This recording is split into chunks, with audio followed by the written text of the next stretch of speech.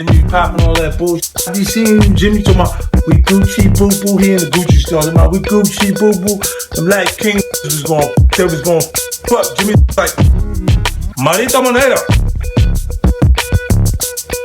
Sounds like he want to do one with 50 Cent. That's what it sounds like. It sounds like Jim. Nah, I don't want to do nothing with that sucker. You heard? Leave him out the conversation. Who is Jim Jones? Like, he's not on anyone's top 10 list. He's no one's top 10 list. Maybe not even his family. When Jay did the remix, it was the biggest alley-oop he could do for me. I understood a lot about music, and at that time, people were looking at the wrong way, and I was looking at the right way. 50 Cent just went off on Jim Jones and the receipts he dropped. Yeah, they've got the internet in a headlock. He pulled out never-before-seen footage of Jim doing what he does best. Flip. 1 minute, Jim's calling Jay-Z soft. The next, he's practically begging for a ROC Nation deal like it's his golden ticket. It's embarrassing. 50 never had love for Jim or Jay, but he's always shown respect for Nas. So when Jim started running his mouth, claiming he was more relevant than Nas, that was the final straw. And this isn't just about Jim dissing Nas. This is about a decade-plus track record of shady behavior. Side switching.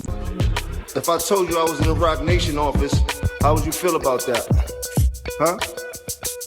You think I was lying? That's clear enough for you? 50 exposed how Jim's been hopping sides for years. He'll start beef 1 year, play nice the next, diss someone on Monday, try to do business with them by Friday, depending on who's hot. And when it comes to Jay-Z, Jim dragged him for over a decade, diss tracks, public slander, even allegedly slapping a Roc Nation exec. But when he needed a deal, suddenly, Jay's his hero. Nah, 50 wasn't letting that slide. To 50, Jim ain't loyal to nobody. No spine, no code, just moves made out of desperation. I did for Nas, probably never been done for him in his life. He's never been that viral at all. Jim Jones loves to say he reps the culture, but that's just surface level PR talk. Because the second he came for Nas, he opened the floodgates. Folks like 50 took it as the green light to drag up all that messy history and put it under the spotlight. Ask you a question, Jim. Mm-hmm. You smoke, right? Yeah. Were you smoking when you said you better than Nas? I might have been a little bit. Well, as far as let's get this right. I'm way more influential than Nas, and I don't care what nobody say. I know I made a little boo-boo when we talk about the sales and all this type of shit. I don't feel like getting into that rhetoric about where I started and where he started. Well, you said that but listen, Nas was nice when I was in high school. When I was in 10th grade, Nas came out.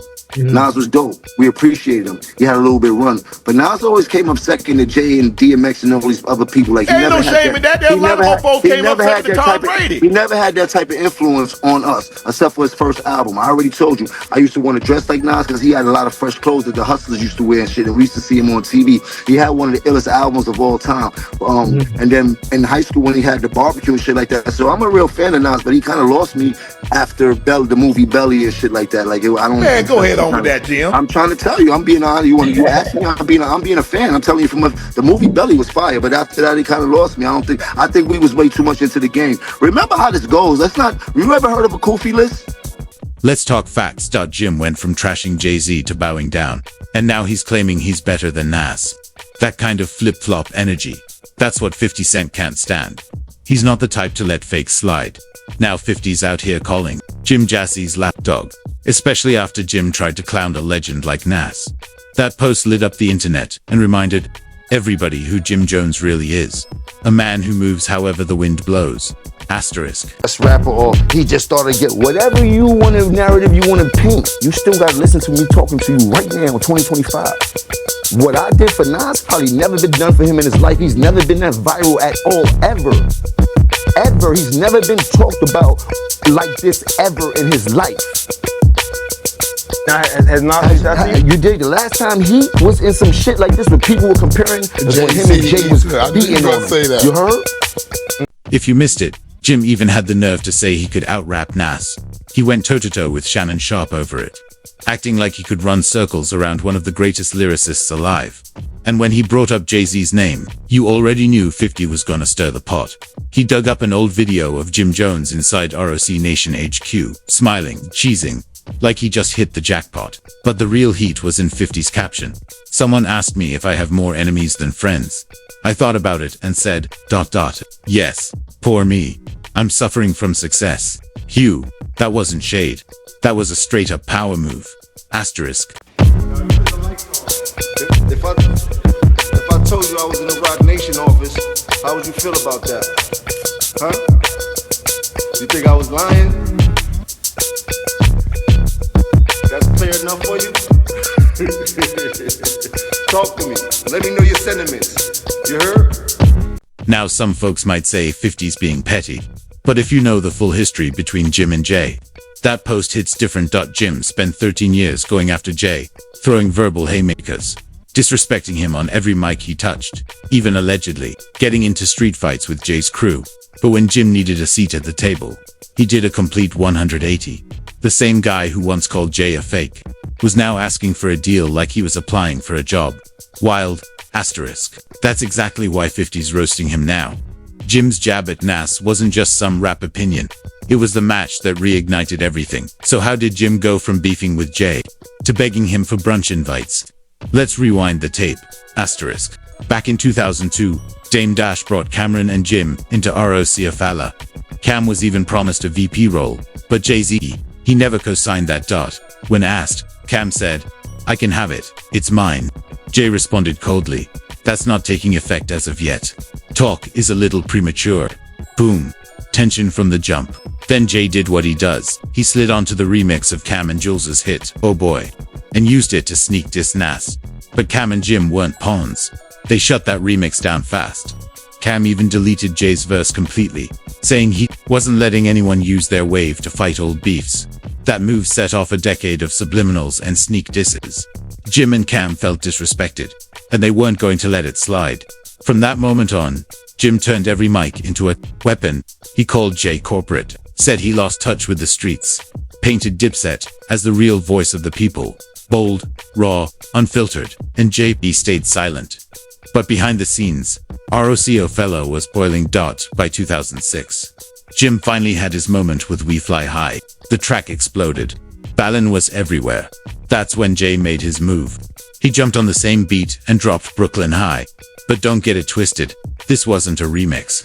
It was a cold, calculated diss. Jay mocked Jim's ad-libs, flow, and image without even raising his voice. It was quiet war, and it cut deep. The beef was no longer on wax. It had spilled into the streets. In 2008, Jim took it too far. Caught on a Louis Vuitton store security camera getting physical, and the man he swung on, Lenny Santiago, JC's longtime A&R and right-hand man. Jim didn't just cross a line, he sprinted over it. He got arrested and pleaded guilty to assault. This wasn't music drama anymore. It was personal. Still, Jay stayed calm, silent in public. But later that year, he made his move. In an interview, Jay took a surgical shot at Jim without flinching. He talked about rap's decline and said, "I mean, like Jim Jones. And I don't say this cause we don't see eye to eye. He made nah nah nah. What's the difference between that and Soulja Boy or Smiley Face?" Dagger Jay didn't clap. He dissected calm and cold. From there, the beef cooled into a quiet Cold War. From 2010 to 2015, no diss tracks, no drama, just background tension. But in 2015, Dipset tried to spark it up again.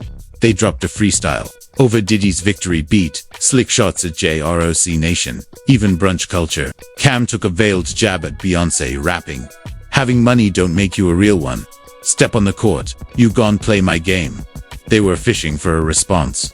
But Jay, untouchable, running ROC Nation, married to Beyonce, buying stacking billions. Meanwhile, Jim and Cam were still shouting from the sidelines. And then, Jay dropped the coldest comparison ever. He said Jim Jones was like the 8th guy on the bench yelling at Michael Jordan, trying to get noticed by the GOAT. And that was game over. After years of barking, Jim finally realized he played himself. And in 2017, he pulled the ultimate switch. He signed with ROC Nation. 13 years of beef, gone in a handshake. And Jim didn't do it. Low-key, he flexed hard. Bragged about getting that invite to Jay's brunch. The same one he used to clown. Now he was doing interviews, talking like Jay had always been his idol. Like none of the past even happened. But Jay silent. No IG post. No welcome. Just one stiff photo of him and Jim, and Jay looked like he wanted to be anywhere else. Jim got a seat at the table, but Jay made it clear they were never equals, just business. And the wildest part, Jim spent his whole brand, his whole image, pushing the idea that he wasn't Jay-Z, that Dipset was the gritty opposite of ROC Nation. But when the money called, Jim folded. Jay didn't diss him, didn't call him out. He just waited for Jim to bend the knee, then signed him with no celebration. And that's what 50 Cent's been screaming about. Jim talked tough for years, then turned around and joined the same system he swore he'd never need. No one would have cared. No one would have revisited this history. Until Jim disrespected Nas. That was the spark. And now the whole timeline is back in the spotlight. The fake loyalty, the switch-ups, the receipts, all of it. So now the question is, does Jim recover from this, or did he just write the final chapter of his own story? Drop your thoughts in the comments, like the video, and share this with someone who lived through the Dipset versus ROC fella era, because trust, this saga ain't over.